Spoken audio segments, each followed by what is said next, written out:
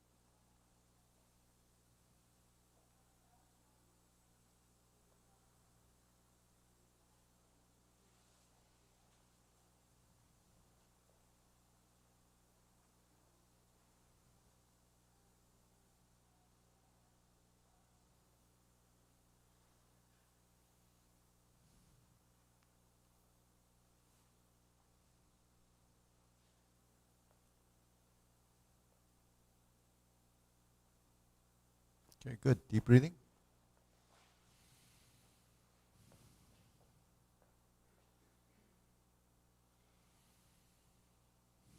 So how do we feel?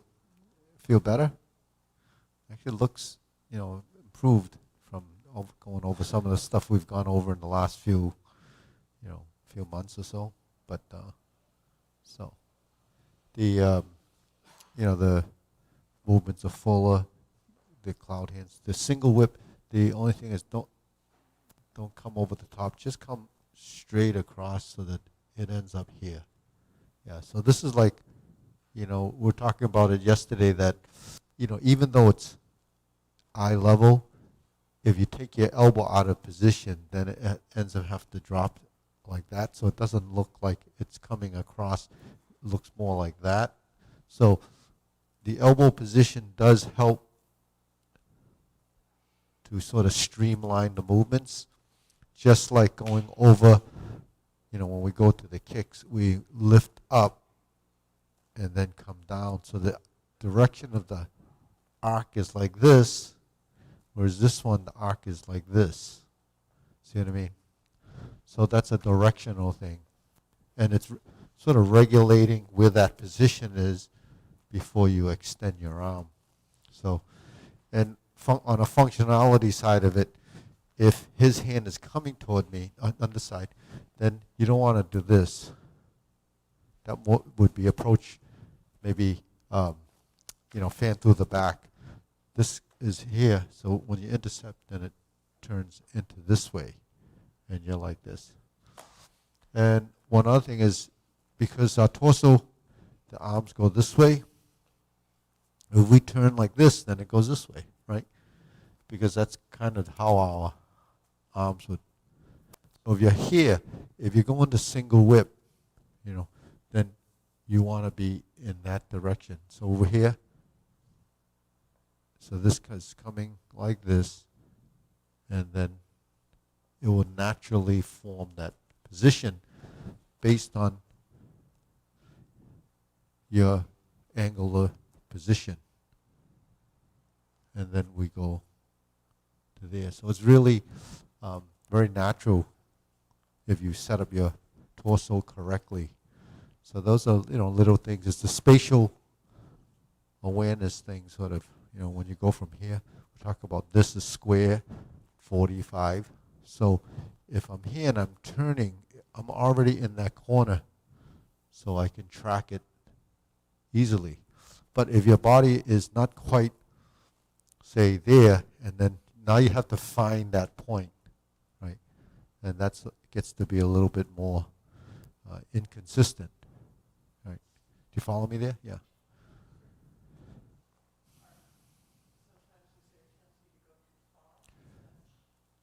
You might not have turned the body enough, and then it starts to come like that, rather than the hand is leading into a position.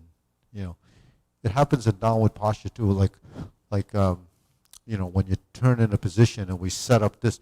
So I'm coming up into a position, and now it's kind of 90 degrees, but when I turn my body, you see how it straightens? So that's part of your transition and setup. So how this joint is created happens in different ways. So if I'm here and I start to go down, then I turn my body, I have to sustain that position. If you don't sustain that position and then it ends up like this, then that breaks the line. You see what I mean there? So I see sometimes we're doing that or that, and then this ends up like this when it should be like this. And then this hand will come straight up, and then you would end up over here. Now here we turn. So once you kind of find those points in space, then you let your body go in and out of the position, because it's sort of like holding on to something. Once I hold on to this point, then when I move, I actually don't have to do this. You see what I mean? And why is that somewhat important in functionality? If his hand comes to here and I block, I just want to be here to connect, and depending on what I do with this or maneuver on his arm, it's a point of contact. If I'm here in a single whip and I'm going like this, if I move away, I don't actually want to disconnect this by doing this. See, or I don't want to do this. I just want this to be here and then move over there. Or I'm here and then I move over here. Because from here, if I'm to use that point, if I was to use that point as a point of connection, then you have to move around that point. So that's sustaining the position, combine and connect your position. And we do that a lot, like in single whip, even in a Wu style. We maintain that position and we move away from it. And then when we get to here, we move back toward it, we move away from it, we move in, and then your body, I move to here, and it goes to here. So if I'm in this position, then I do that. Now if I get the cloud hands and I do this, then it ends up like this. So that's sustaining the position, connecting, disconnect your joint to go to the next position. It's that disconnect and connect is what we sometimes confuse as a motion. So while we're thinking of this hand, we either forget this hand or it stays tense, and then it moves with you.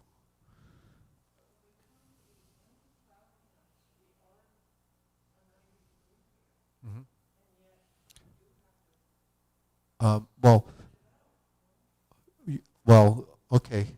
Here,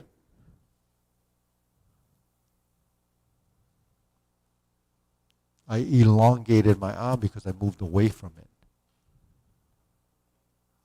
So, because then this becomes physical. So you're going in two directions, and then it becomes two different motions. Whereas this really becomes not active but passive. Just like we're here, or you're here, and then while you're doing this, you're going down, and then this becomes tense.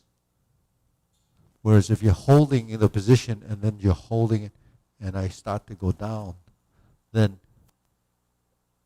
this is here, and then when this comes up, it's going to fold. And that becomes sink the elbow, relax the shoulder. I'm here, I'm going to scoot down. I go down here, or this comes down the leg, and then this hand is rocking here, and then it comes up. Yeah. So it's the lines of the movement that we try to, and that's what, that's actually on a functional level, that's not so functional because it's so overly extended. But on an aesthetic level and for alignment, it's good. So, there's that, and then there's, so the lines, so you can see how every time you move, you're setting up. That's pretty easy to do, right? If I'm here and I get to this position, then I go like this, it kind of looks not as aesthetically pleasing. So everything that we're doing in form is trying to get that imagery and trying to create that look. And right. All right, so let's do the 42. Over here, you have a question? Yeah. Yeah.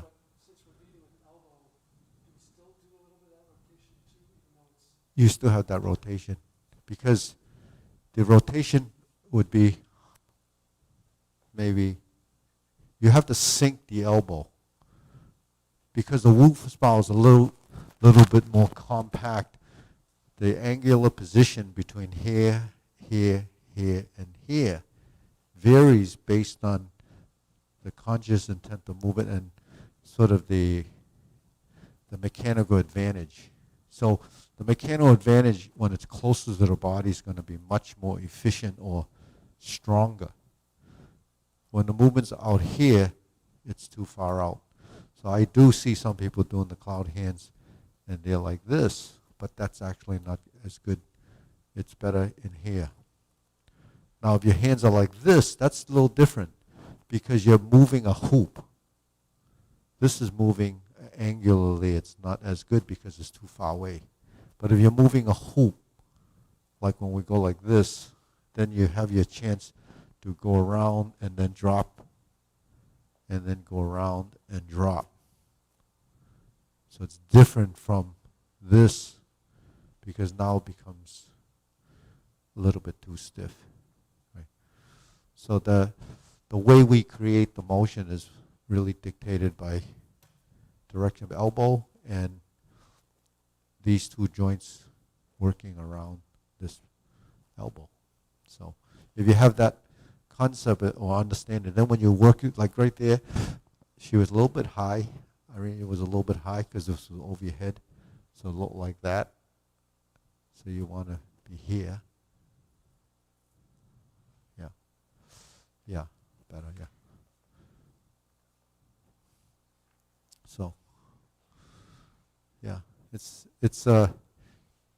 you know, as you do it yourself, you start to pick up on it. Then when you see someone else, you can pick up on the discrepancies. That's what we're trying to understand. So even as instructors, we have to know through the experience of knowing. Not just say, well, it's shoulder height, but if you understand why it has to be shoulder height, then the correction is going to be much more meaningful than just say, well, it's supposed to be shoulder height. See, so it gives you a whole different perspective of how movements actually should be and designed to be. So, all right, let's do 42. So.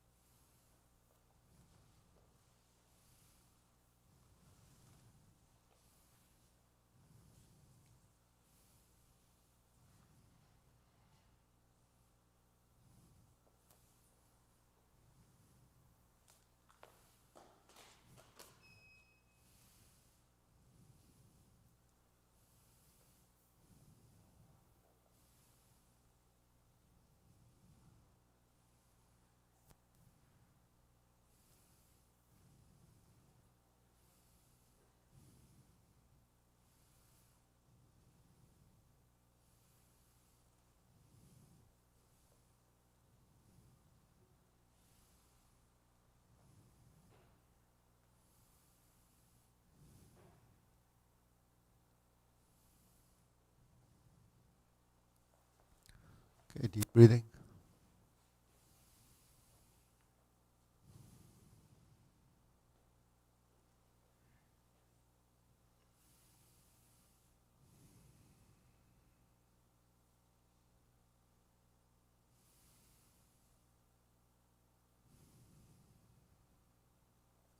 So, how do you feel? Actually, that's a pretty complicated form, but it's, because it deals with a lot of spatial type things. So you want to run through it again? Yeah. Oh, you have a question. You want to do it again? Just, yeah. Okay. Ready? Okay, begin.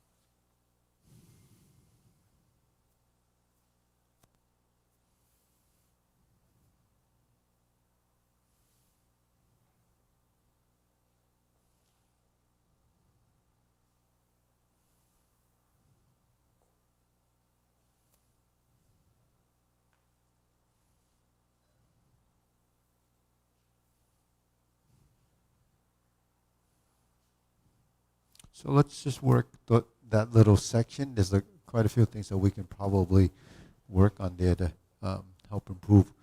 Say from here, single whip. Sit back and then turn and then relax the shoulder. So watch the shoulder, because when we're here, when we turn, bring this elbow in, close this so that we can create this sinking. And then when we turn like this, because we turn to this corner, gives us a chance to set this hand up here and then open it back up. So when you're in this final position, and everything's about final positions for a look, you want your hand to be fuller here and open here. So it looks more balanced like that. So this is sort of closer to the ear. So you're like this. Okay? Now, once you're there, we're going to do the two-brush knee, and look at, we're turning our torso so we can find that back corner. Now, when we fold the elbow as the foot comes in, then that gives us a chance to create that push. When we toe out and I turn my torso so that it's facing that corner, I can naturally come down to here. Then fold my elbow as I bring my foot into here, and then step out, and I'm already ready to do that.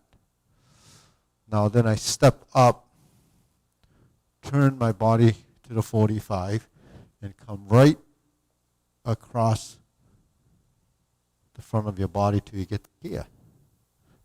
This hand is by the forearm. Now when I sit back and I start to pan across like this, this hand is going this way. This hand is going the opposite way. So it's going one, this is going over here, and then it wipes across like this. Then we shift. Then when the foot gets to here, then you merge the hands here. You see what happens? You're setting up your hand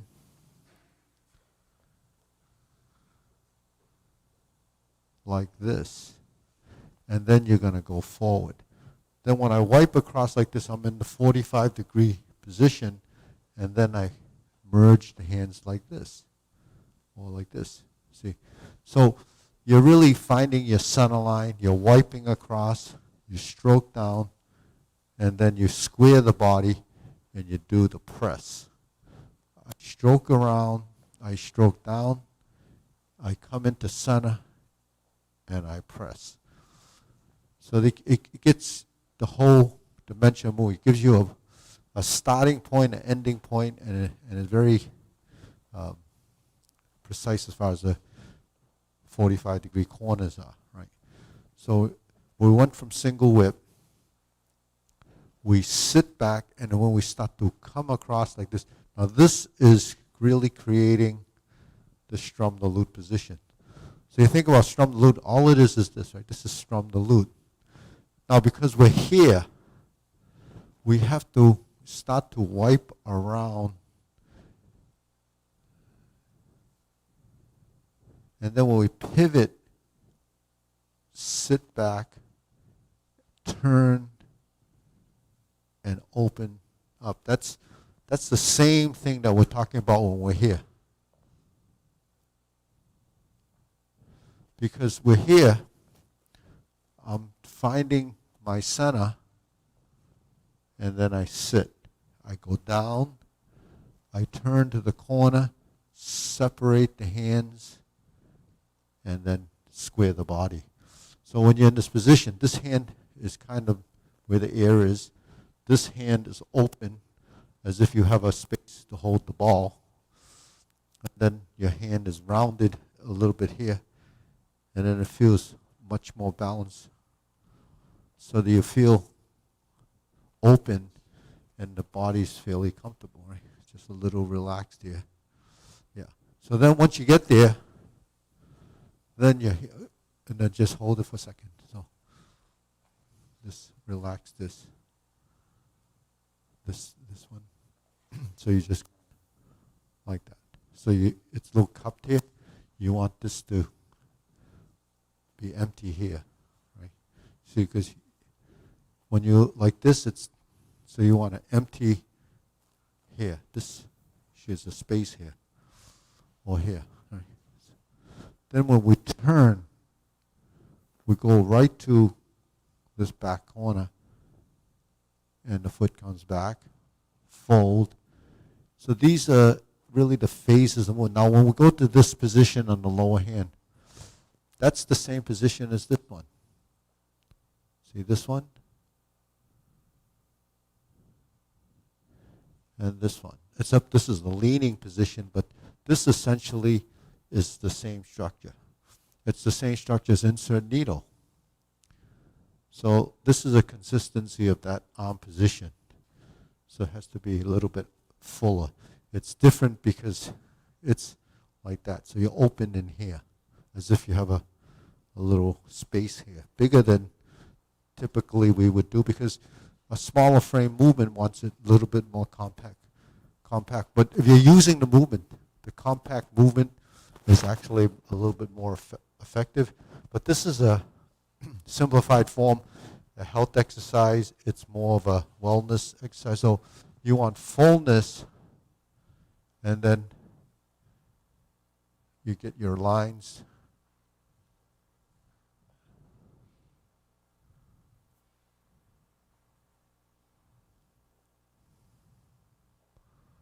And then you're turning to here. Then we sit back, and then we start to wipe across. Now once your body aligns here, and you start to come toward this leg, then you turn your hips and square the body. When you wipe across like this and you pivot this front foot, it brings you here to here.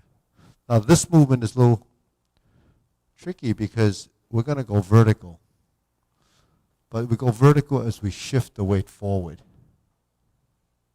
Now you see the support and the position of that motion from a sort of structural position is that we move to here. We're not doing it here. See what I mean? You have to transition into the supporting leg in order for the line to be sort of optimize your position. So when we're here, so this is the parry and punch. We wipe across, square the center, press forward. Wipe across, square the center, press forward. Now here, If we don't shift, it's going to be here. But we want to shift, so the line of movement's going to be here, and then that's parry and punch. So you see how the body alignment and the direction of your movement has to be supported by your lower half of your body. So that gives you the look, much more controlled. You went from the right, left, center to central equilibrium, which is your balance point. So if we're thinking of using this exercise as improving balance, improving your transition, understanding the body weight and shift, and the body mechanics behind movement, we want to look at body alignment. And you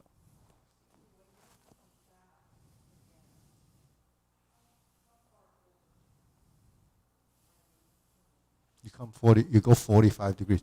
If I'm here, and this is the 45-degree line, when I sit back and I turn, so this foot would be there, and I stroke down to where this foot is. Now, because I'm coming to this position, Rob can probably see that my spine is over the heel of this back foot. If you turn and you don't bring your heel over to the back foot, you're kind of compromising your position, and you're not really centered. So that you can't actually create the strength of this position, because when I'm here and I turn, I'm really here. So when you can see, where is my spine? Here, right? Where is my spine? Where is it now? Here. Where is it now? Here.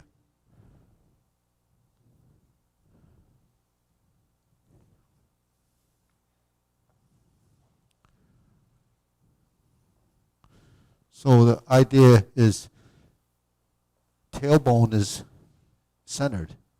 Called mi lui zhong jing, right? So mi lui is your tailbone. Zhong jing is center. So central equilibrium, your body has to constantly find its center based on this. So if it's not centered, then your spine is not turning like a flagpole. It has to rotate like this. The banner is your arms. So in some of those, books that they write about, the different metaphors, the flag, your spine is like a flagpole, and your arms are like the banner, or a flag. And how do you interpret that? Well, you just read it. You memorize the phrase, but can you get your body to understand the concept? Or how are our hands moving if the hands are like the flag and the spine is the flagpole? Why is it like that? It's like that because of the vertical line. What is the tailbone? Why not line up the neck? Because the tailbone is where you have to drop down the center, because that's where you can make the lower part plumb, whereas the neck might be out of whack there, or tilting. So, these are just concepts and principles, written back in the day, and what do they use is analogies and metaphors to maybe get the person that's doing it to understand it. But it's kind of hidden in the text, because they didn't want to tell you that exactly this is what's happening. So how do they camouflage the words so that it can be not really interpreted, but yet they tell you but not tell you. You see what I mean? How they were able to teach it. Then with someone that's studying with that teacher would maybe get the message, but then the message still goes out, but nobody understands it. See? So they're pretty sneaky back then. So anyways, but that's, the reason why they were sneaky about it was because it was used as a self-defense mechanism. So the old adage is, you don't want to teach someone to be able to destroy you, So it's kind of a militaristic strategy too, you know. They tell you that this is, but they don't tell you exactly what happens. So, anyways, wow.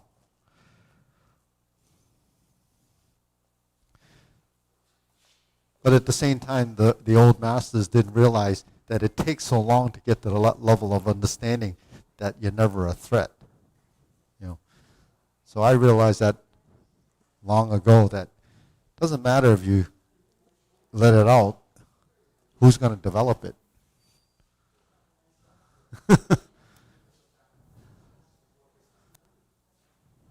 Hey, Maureen. Hey. So that's the little air cleaner. Yeah, there's two of them. There's one there and there's one over there. It's running, yeah. I got it set for 2,000 square feet, and it's comes out the top and it draws the air in, and it's got, you can see that there's some UV lighting in there, and then it sends out and it's passing air through. So it's an air purification system made by this company called yeah. So they make kind of all kind of air things for home and stuff like that, but this is more designed for a commercial thing. But it's can purify the air for 3,000 square feet per unit, and it sends out. It has ionization, but it also sends out. I don't use ionization until people are gone, but the thing is, right now it's taking air in, kind of filtering it, and it's UVing any bacteria, and it sends out oxygen molecules or something, and it lands on all your surfaces. So if viruses like COVID hits it, it'll destroy it. It's definitely so. Yeah, it takes dust in, takes odors out, and everything. $1,500. Yeah. Uh, but yeah, but I do it so that people feel safer. You don't, you know, unless you really think that you have invasion of these viruses in your house, you know. But it's good for commercial, I think, places where you have a lot of traffic coming in and you never know.